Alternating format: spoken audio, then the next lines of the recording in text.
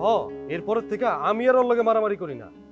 আমি ওর লগে মারামারি করছিলাম, এটা হইন না আমার আম্মা আমার যেই মাইর দিছে ওই মারার পর থেকে আমি একদম ঠান্ডা। আচ্ছা, এই জন্যই ভাইয়ের সাথে তুমি কখনো রাগ করো না, তাই না? খালি এই কারণে না, আরো অনেক কারণ আছে। তাহলে আমাকে কি কারণগুলো বলা যাবে? আমি শুনতে চাই। আরে কখন যাইব নাকি? অবশ্যই কখন যাইব, কিন্তু সব কথা কি একদিনে কয়ে দিলে হইব? আচ্ছা ঠিক আছে, আজকে তুমি না বলো, তাহলে অনেক দিন ধরে একটু একটু করে বলো। ওকে। আমার কিন্তু বিয়ের কথা চলতেছে। বিয়ে? তোমার? কার সাথে?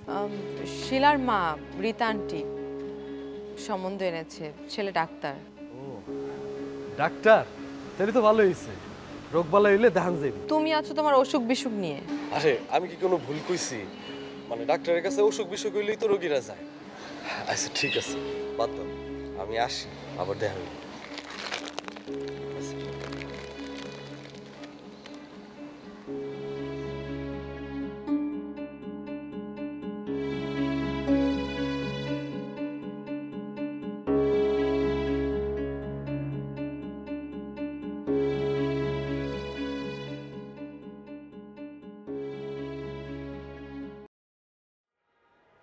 জ্যোতি, বাবা, কি রে, তোকে বলছিলাম না যে শিলাদের বাসায় যা, ওখানে গেলি, তারপর কি হলো না হলো কিছু তো জানালি না।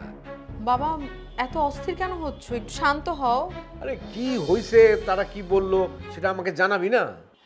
আচ্ছা তুমি শান্ত হও, আমি শিলার সঙ্গে গিয়ে মিউচুয়াল করে এসেছি। তাই নাকি? হ্যাঁ, বাহ, খুব ভালো খুব ভালো খুব ভালো। মিন্টু ভাইকে নিয়ে শিলার সঙ্গে দেখা করতে গিয়েছিলাম। মিন্টু গেছিল? এই ছেলেটা খুব কাজের, বুঝলি। মিন্টু ভাই তো নাছর বান্দা, যা বলে তা করেই ছাড়ে। হ্যাঁ, কিন্তু এত কিছু করে মিন্টু, তারপরেও জাহিদের উপরে খামাখা রাখ। জাহিদের জন্য সে কম উপকার করছে, তুই বল। কে বলেছে ভাইয়া দেখতে পারে না? ভাইয়ার একটু মন মেজাজ খারাপ থাকে এই। আরে মন মেজাজ এটা তো ঠিক হয়ে যাবে, চাকরি তো কনফার্ম, মোতালেবের ওখানে জয়েন করবে, একটু ইন্টারভিউ দিতে হবে একদিন, এই তো। ভাইয়ার চাকরিটা হয়ে গেলে তুমি দেখবা ভাইয়ার মন মেজাজ একদম স্বাভাবিক হয়ে যাবে। তো মিন্টুকে নিয়ে আসলি না কেন? আমি তো বলেছিলাম, মিন্টু ভাই আসে নাই। মানে কেন, ব্যস্ত খুব? হতে পারে। জানো বাবা, শিলার ফ্যামিলি সবাই চায় ভাইয়ার সাথে বিয়েটা হোক, খুব করে চায়। আরে আমরাও তো চাই, কিন্তু এটা তো অসম্ভব। আবার মিন্টু ভাইও মাথা ছুঁয়ে কসম কেটে আসছে আন্টির সঙ্গে, শিলার সঙ্গেই সে ভাইয়ের বিয়ে দিবে। পাগলটা আবার কসম কাটতে গেছে কেন বলতো দেখি? তো দেখো, মানে কেন এরকম পাগলামি করে? কিন্তু আমরা চাই যে শিলার সাথে বিয়েটা হোক, আর তোর জন্য যে ছেলেটা দেখা হয়েছে তার সাথেও তোর বিয়েটা হোক, এটাই কিন্তু আমরা চাই। বাবা আমি বিয়েটা করতে চাই না। সে কি, তুই বাবার কথা শুনবি না? পরে দেখা যাবে, আগে দেখো তোমরাও, আমিও দেখি।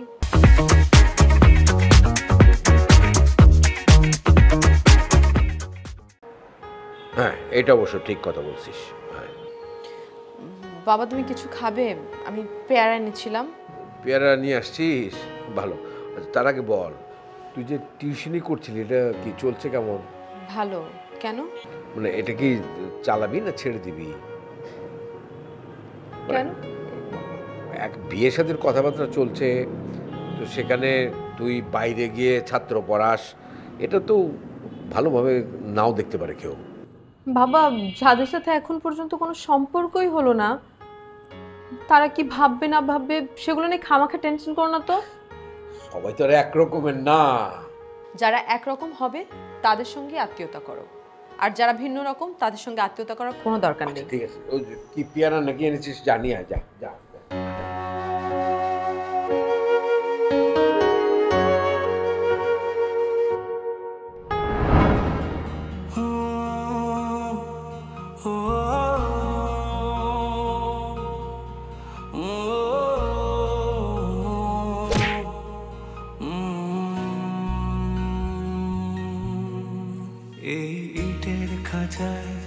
কংক্রিটে ডানা ঝাপটায় ইচ্ছের পাখি, শহর জীবন বোঝে না তো মন সবটুকু মনে হয় ফাঁকি।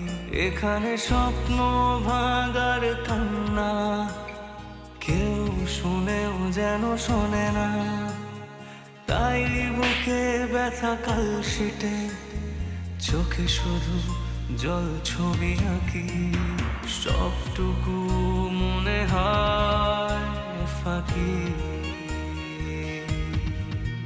বন্ধ মনের অন্ধকারে মোছে না তো কালো। সব কিছু মনে হয় জোনাকির আলো। বন্ধ মনের অন্ধকারে মোছে না তো কালো। সব কিছু মনে হয় জোনাকির আলো। জোনাকির আলো।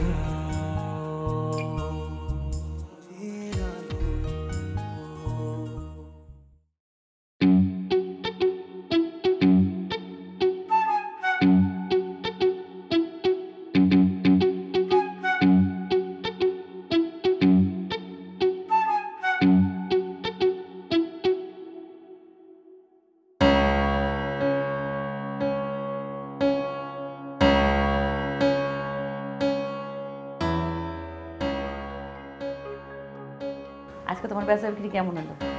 বেচা কিনা তো ভালো, তোর কথা কইতে হয় অনেক বেশি। তুমি তো বেশি কথা কও। তোমার লগে কেউ কথা কইতে তুমি চুপ করে থাকতে পারো না? কথা কইলে থামার নাম নাই তোমার। ঠিকই কইছো।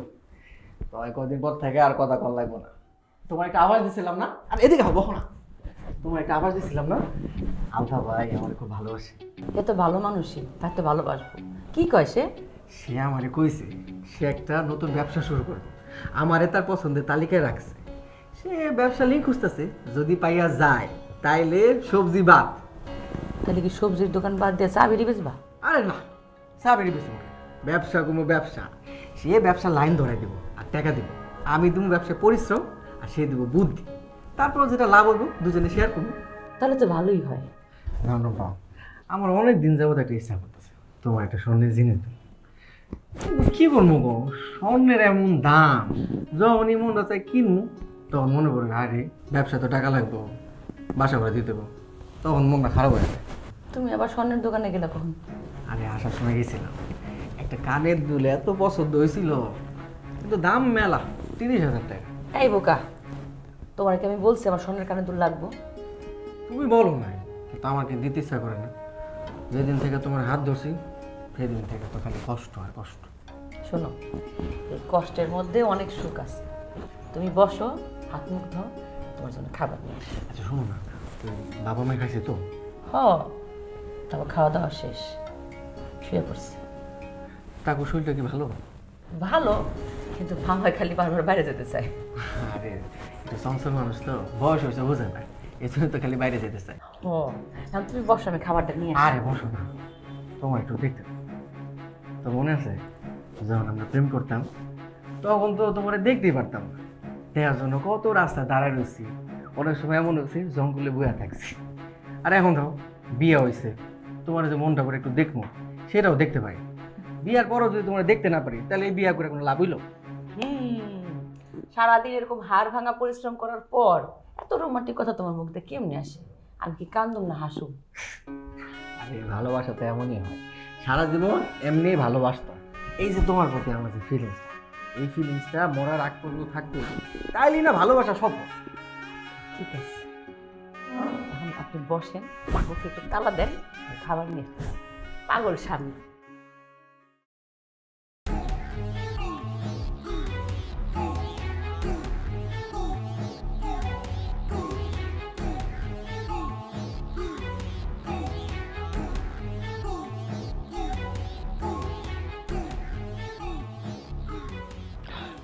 বাহ, ভালোই তো। হ্যাঁ, বিহার এনেছিস?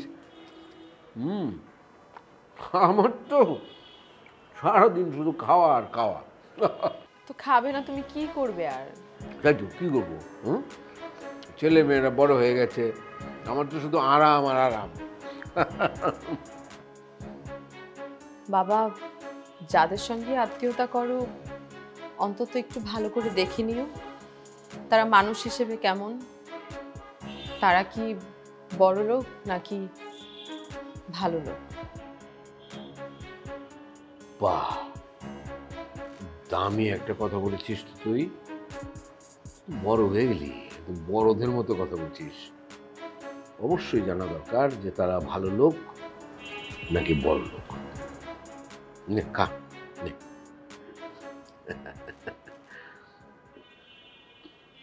চরাতে কেনে ডাক দিলি প্রাণ কোকিলারে, আমায় এত রাতে কেনে ডাক দিলি। না না না না না না না না না না নি। ও মা গো, হ্যাঁ মনে দেখি অক্ষরে রং লাগছে, তা গান গাইন। আমি কি রং লাগি রে গান গাইতেছি? গেছিলা কই? মেয়েটার কোনো খোঁজ খবর নিছ কেমন আছে না আছে? কোন মায়েরা? হো, কি তার হরব, একবার মাল লেগা কান্দে, একবার স্বামীর লেগা কান্দে, কি তাই হরতাছে?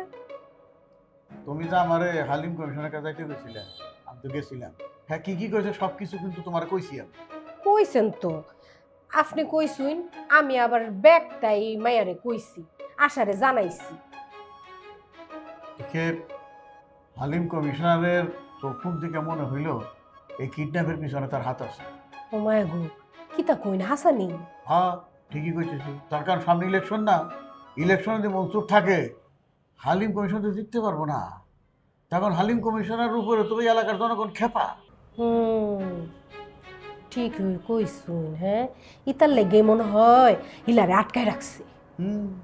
আর আমার মনে হয় কি জানো, এইটা মনে হয় মনসুরে অন্য কোনো লোকে মনে হয় আটকাইছে। যদি হালিম কমিশনার এটা কইরা থাকে বা এটা তো ধরা পড়ে, কি অবস্থা হবে তুমি জানো? সুজা জেলে।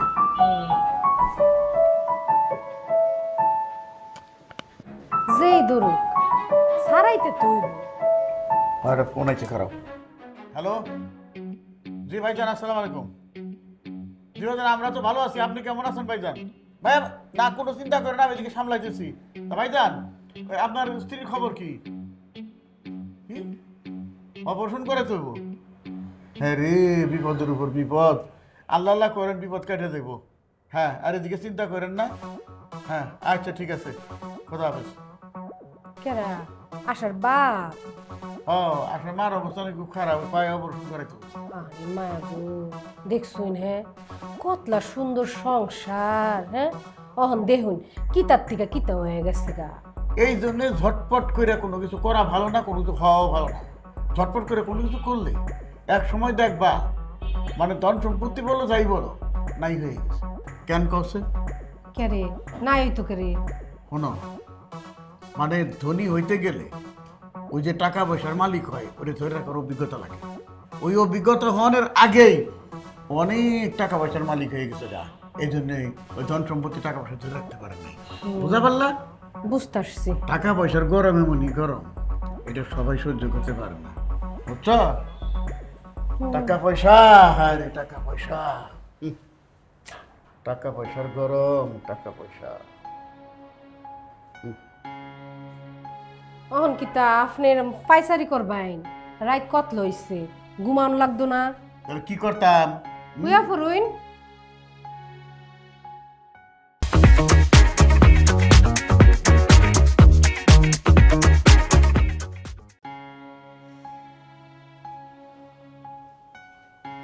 কোথায় যাচ্ছ? তার আগে বলো বালিশটা এখানে কে নিয়ে এসেছে? দেখো শাকিল, সবকিছুর না একটা লিমিট থাকে, এত বাড়াবাড়ি ভালো না। এটাকে লিমিট ক্রস বলে, তাই না? তাহলে তুমি যে আমার বাবা মার সাথে খারাপ ব্যবহার করতে, সেটাকে বাড়াবাড়ি বলে না?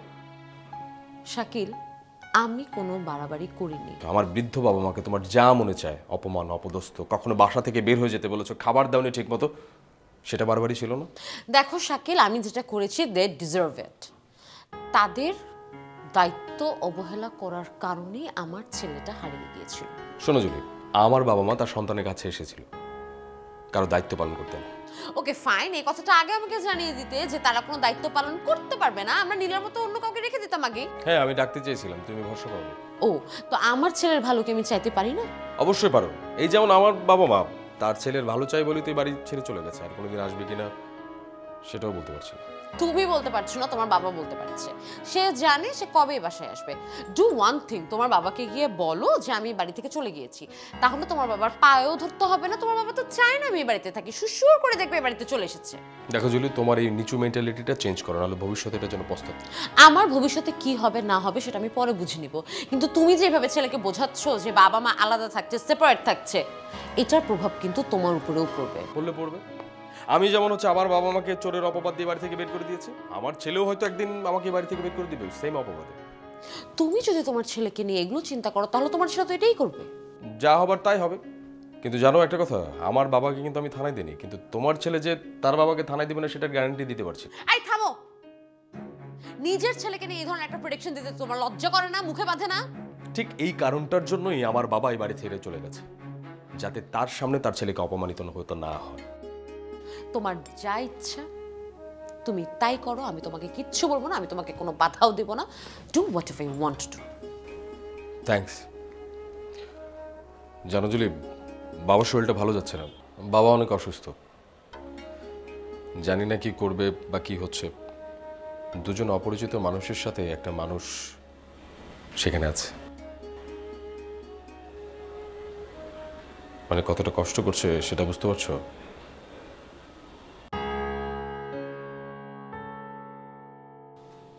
শাকিল,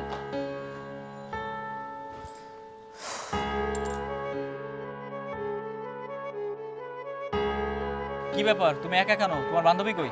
আরে ওর তো বিয়ে হয়ে গেছে, চাকরি ছেড়ে দিছে। হায় হায়, বলো কি এটা? হ্যাঁ শুনলাম ছেলে ভালোই, বড় কোম্পানিতে জব করে। কি পোস্টে, ম্যানেজার করে নাকি? আরে না, সিকিউরিটি গার্ড। তো আমিও তো সিকিউরিটিতে কাজ করতাম, আমার সাথে যদি বিয়ে হতো তাহলে তো ভালোই হইতো। তোমাকে তো সে আর পছন্দ করে না। রাখো তোমাদের বিয়ের শাদী। শরাফত ভাই কিন্তু জেরিন ম্যাডামকে নিয়ে খুবই চিন্তিত আছে। হ্যাঁ ম্যাম তো অসুস্থ হয়ে পড়ছে, তাকে নিয়ে চিন্তা করতে করতে। আরে দূর, অসুস্থতার ওসব কিছুই না, আমি জানি ম্যাডাম অভিনয় করছে। কি বলো মেয়ে, অভিনয় করতেছে? হ্যাঁ, জেরিন আপু যে ছেলেটাকে ভালোবাসে সে যেন বাড়িতে যেতে না পারে। জীবনে কি আর শিখলাম, বড় লোকের কারবারই আলাদা, তাই না? তাই তো দেখতেছি। শোনো, তোমার কলিগকে আমার পক্ষ থেকে দোয়া ও অভিনন্দন জানি। জীবনে একটা মেয়েকে ভালোবাসতাম, সেও এভাবে উড়াল দিয়ে চলে গেল। যাই হোক, তোমরা কথা বলো, আমি গেলাম। তুমি বিয়ে করো কবে? এই তো ভালো ছেলে পেলেই করব। তুমি কবে বিয়ে করবা? আমি সুন্দর একটা মেয়ে পেলেই করে ফেলি। দেখো তো খোঁজ খবর নিয়ে। তুমি ভালো একটা ছেলে পেলে খোঁজ দিও। সবাই ভালো ছেলে করে, আমার পছন্দ হয় না। তোমাকে আর কে পছন্দ করবে? কি ব্যাপার, তোমার কি হলো? না কই কিছু না। কিছু না মানে কাঁদছো কেন?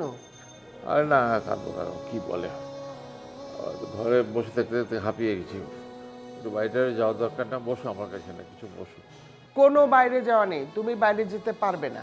আগে ডাক্তার দেখাবো, ডাক্তার যা বলে সেই মোতাবেক তুমি বাইরে যাবে। ডাক্তার তো সে এক সপ্তাহ পরে দেখবে, আমি ততদিন তো হাঁপিয়ে মরে যাবো একদম। তুমি তো বাইরে যাও, বাসার সামনে তো হাঁটো, এর বাইরে কোথায় যাবে শুনি? কোথায় যাবো আবার? দোকানে যাব, সূর্যের সাথে কথা বলবো, কাস্টমারদের দেখবো, আমি বসে বসে চা খাবো। মন তো অন্য কোথাও যেতে চাইছে, বুঝতে পারছি। হ্যাঁ, এসব তুমি কি বলো? আমি আমার মন কোথাও যেতে চাইছে না। আচ্ছা ঠিক আছে, যাও, আমি এখন বাইরে যাবো না। ও মা, সত্যি কথাটা বলার সাথে সাথে দেখি সাহেব থতমত খেয়ে গেল। না, তুমি কি বলতে চাইছো? তুমি কি বলতে চাইছো আমি শাকিলের কাছে যেতে চাই? আমি আমি শাকিলের বাসায় গিয়ে ওর সাথে দেখা করতে চাই এখন? আরে আমি কি একবারও তো বলেছি? না তা বলোনি, কিন্তু তুমি ভাবে ভাবে সেটা বোঝাতে চেয়েছো। ঠিক আছে, তুমি বসো, আমি একটু আসছি। কোথায় যাও? একটু আলতাফের কাছে যাবো, ওর কাছে একটা নাম্বার আছে, আমি নাম্বারটা নিয়ে আসবো। তুমি বসো, আমি যাই। আর শোনো, ওই যে আলতাফের সাথে সে দেখা হলো, আমাকে বললো যে স্যার আপনার রোগটা খুব জটিল, অনেক খরচপাতি হবে, বা আমি সমস্ত ব্যবস্থা করে দেবো স্যার। আমার ছাত্র তো, আমার শুনে চোখে পানি এসে গেল। আসলে আমাকে এভাবে বেঁচে থাকতে হবে, ছাত্রতা দেওয়ার সাহস নিয়ে আমাকে বেঁচে থাকতে হবে, এভাবেই বেঁচে থাকবে।